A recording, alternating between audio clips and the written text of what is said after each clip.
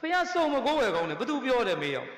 တဆူတဲ့ပွင့်တဲ့ကဘာရှိတယ်2ဆူ3ဆူ4ဆူ5ဆူဖះတော်မှစုံပွင့်တယ်မပွင့်တော့ဘယ်ငနေကစုံမကိုးဝယ်ကောင်းလေဖះစုံကိုးကောင်းရင်ခိုက်တယ်လေခက်တယ်လေတဲ့မင်းတို့စဉ်းစားသင့်ပြီလေဟောဗျာတဆူတာရကဘာ2ဆူပွင့်ရင်မန္တကဘာ3ဆူပွင့်ရင်ဝရ4ဆူပွင့်တော့တာရမန္တ5ဆူပွင့်တော့ဗတ္တကဘာဟောဗျာလို့ဆိုရင်ဘုန်းကြီးတစ်ပါးပဲပြင်မယ်နှစ်ပါးပဲပြင်မယ်တက်နေတော့ပြင်ကွာဟဲ့နေရလေဘုန်းကြီးနှစ်ပါးလေစုံမပြင်ကောင်းနေဘယ်သူကပြောလဲမေးအောင်ကိုတက်နေတော့ပြင်တာကွာနှစ်ပါးပြင်လိုက်တစ်ပါးမှပြင်တော့ဘာဖြစ်လို့လဲကဲမေးကြည့်ချင်းလို့ပါမကြွေးဘူးကွာမင်္ဂလာဆောင်နဲ့ဆုံးမကပ်ဘူးကွာဘာဖြစ်လို့လဲကဲမင်္ဂလာမဆောင်ဆုံးမကပ်ညာပြီးခလေးသရာကျွန်တော်မွေးသွားတာတပုံကြီးပဲရှုံးကတော့5ပါးပြင်တယ်ကွာ4ပါးပြင်တယ်ကွာဟဲ့4ပါးဟာနေလေလေးပြင်မရှိလိုက်တယ်သစ္စာ4ပါးကွာဟောဗျာဘုန်းကြီးပြင်တာဆိုစုံနေမတွေအမပတ်စံလူရင်ပဲ1130တဲ့ဟာ17မင်းကြီးနဲ့လာသေးတယ်17တောင်ဖရားတယ်အမေကိုနဝင်းတဲ့8တောင်ဖရားဘယ်သူမှမတူ108တောင်မလားကိုကနန်း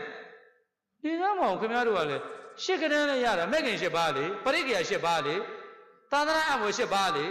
ဟောဗျာအဲ့ဒါတွေလုံးနေတော့မေဇာဒိဋ္ဌိကရှေ့ကတည်လိုက်ကောတဲတော့ပြုတ်လိုက်တဲ့ကာယကံပြောလိုက်တဲ့ဝစီကံအောင်မလာသေးတယ်ဗျာအရင်ကအရာရှိတွေကဩဇာတိနဲ့မင်းကိုတီဆရာတော်ကလည်းဟိုတိုင်းမှုတွေမှာဆွန့်ကတ်နေဘုန်းကြီးတွေပြောတော့မပြောတော့ပါဘူးလေဆရာတော်ဘုရားတွေလည်းဗိုလ်ချုပ်တွေဆိုရင်သူတို့ကလည်းအကုန်လုံးသမျှအကောင့်ထင်တာဘာလို့တယ်လဲဆိုတော့ဩဇာတိအတိက2မျိုးတည်းပါလားဆိုတော့ဩဇာတိနဲ့မင်းကိုတီဩဇာရှိခြင်းနဲ့မင်းတွေကဂွတ်တယ်တဲ့ဩ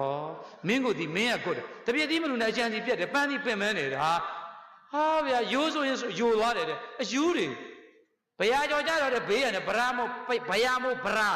ဆိုတာပဲကလားစကားပဲပြောတာပဲကိုလုံးကြော်လို့ဗရာကြောခေါ်တာဘာပဲဘေးတွေကြော်တာတဲ့ပေါက်တဲ့ကရရှောက်လို့တော့ထေရဝါတဲ့ပြည့်စည်ကိုဩဇာသီးတဲ့အမေဩဇာရှိတယ်မင်းကိုတီမင်းနေကွတ်တယ်ဟာမင်းနေမကွတ်လို့ဒီလိုဖြစ်ခဲ့တာလေကြောင်းတောင်းနေလောက်တာလေအဲ့ဒီသီးနှလုံးမကတ်ရတယ်ဗျာဖားတယ်မန္လကသီးတဲ့မချာရှိတယ်တဲ့ဟောတမရွက်တဲ့အဲ့အမျိုးတွေကိုတို့နိုင်ငံများတော့ဒီကလေးတွေကဒါနဲ့ကြည့်ပြီးတော့မိစ္ဆာဒိဋ္ဌိကရှေ့ရောက်သွားတယ်မိစ္ဆာဒိဋ္ဌိကသာ